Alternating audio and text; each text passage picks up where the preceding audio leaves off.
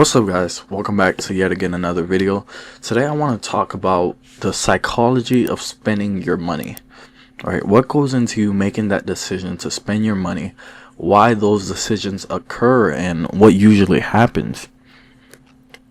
If you think about the reasons why you actually start spending your money, or you spend your money on things that you don't need, it's actually not random. It's because it's a psychological thing, right? When these companies create their businesses and they create their companies, their main goal is obviously to make money, and to attract eyes on their company, because the more eyes that they have on their company, the more they can convert that into actual buys or actual sales for whatever product it is that they're selling. So spending isn't just about the money, but it's about your emotion. It plays with your emotion, right? When you feel stressed, you spend. When you feel bored, you're scrolling on Instagram, you're just going through. What happens? You spend more money, right? Instagram, these apps like Instagram or TikTok, Amazon, they've created this thing where it's kind of like you're on these platforms, you're on these, let's say you're on Instagram, right? Instagram, what is it for? It's for reels. You could scroll, but then every once in a while, after every 5 to 6 reels, you'll see an ad pop up. That's how Instagram, Meta owns Instagram, Facebook owns Instagram now. So that's how Instagram makes its money. So businesses are paying Meta to actually show their product on their platform, and that's how majority of Facebook's money is being made, is through these companies and businesses actually paying. It's called advertising payments, so it could project those products to people like me and you. So while we're scrolling on whatever content it is that we like, you end up coming across a product that you might like, or that you think about it like this. You ever gone on Safari and just searched up something randomly and then see it pop up on an Instagram ad? It's a simple thing. That's usually what happens. It's happened to me a lot of times, and I'll just be on these platforms and I'm just like, okay, everything is connected. So Facebook is able to see what you searched up on one specific platform and then transfer it over to Instagram. So if you're on Facebook and you searched up, you're trying to buy this or you're trying to buy that, and then you go on Instagram, they will push that product out to you because everything is done in the background. So what usually happens is, because you're bored, because you're stressed, you spend more. Because you want to feel successful, you buy more. You're buying more materialistic things, right? Companies are able to understand this better than you think, and they design everything to trigger those emotions inside of you. Another reason is, you ever notice how when companies offer items or products for limited time, so it triggers something in you, because it triggers such an emotion that it's like, okay, I have to get this, like a sense of urgency. I have to get this now, or else the price is gonna raise, right? Where in reality, if you oftentimes go back and check on a website, I've done this multiple times, a business or a company always has a sale going on. Oh, it's gonna end today or tomorrow night. You need to buy this item right now.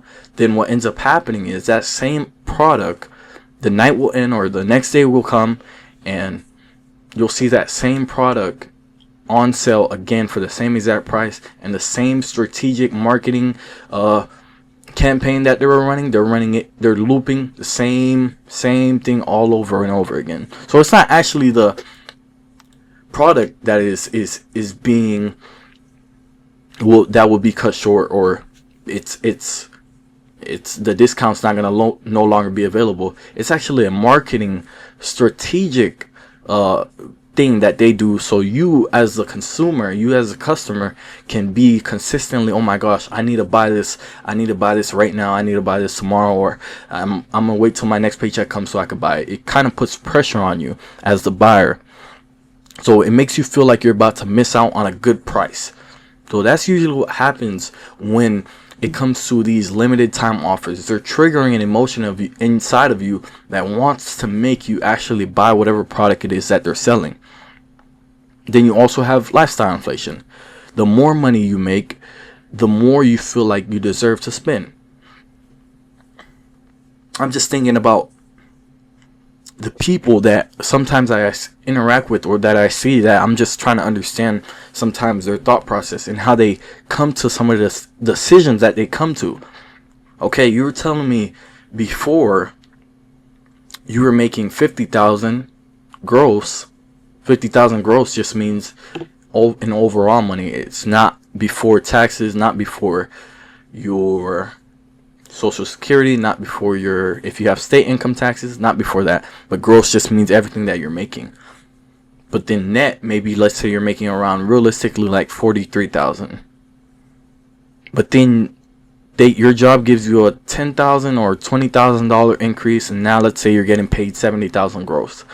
But then you also decide to upgrade your lifestyle, because what usually happens is you tell yourself now psychologically, okay, I have more money.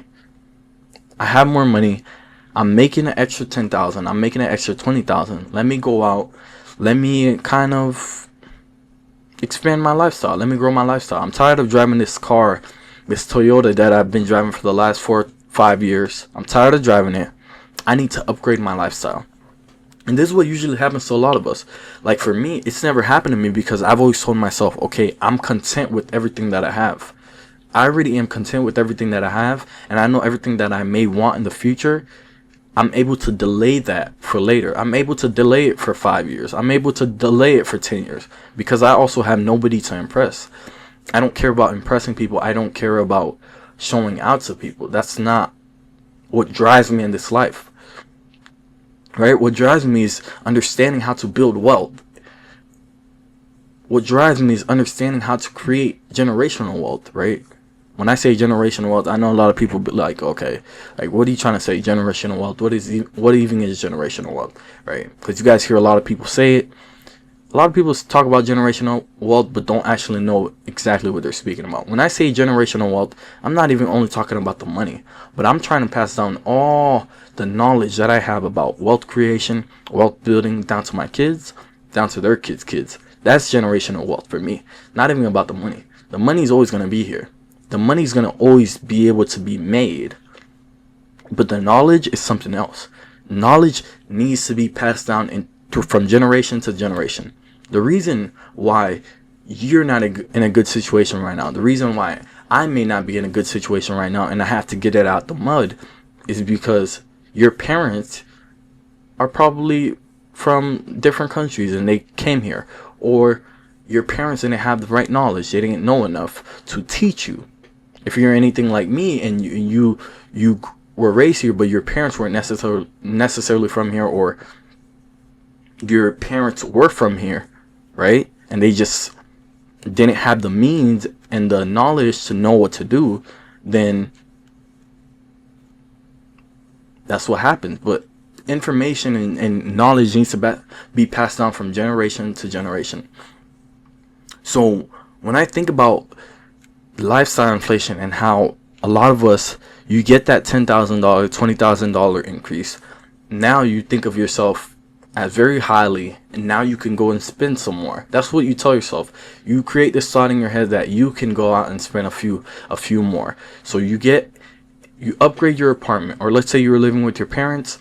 Now you think, okay, I'm gonna go live by myself, without factoring in the cost, without actually looking at the cost of how much an actual apartment is gonna cost you, especially in our economy today. You're not factoring that in, but you just go out simply and just do it.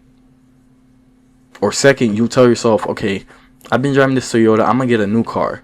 I'm gonna put a down payment of $2,000, $3,000 and finance a car for around $25,000 after everything, after all the costs.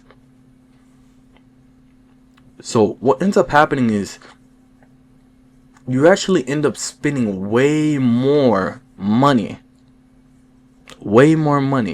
past the money that they even increased on your money in total, once you factor in everything.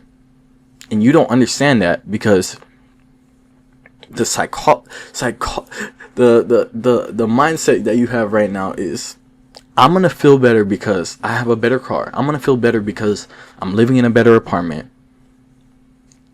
And I deserve these things. I deserve to spend because I've been putting in work and they just gave me a pay increase. I deserve to buy these things. I deserve the new clothes. I deserve the new cars. I deserve the new apartment, right? The new luxury apartment.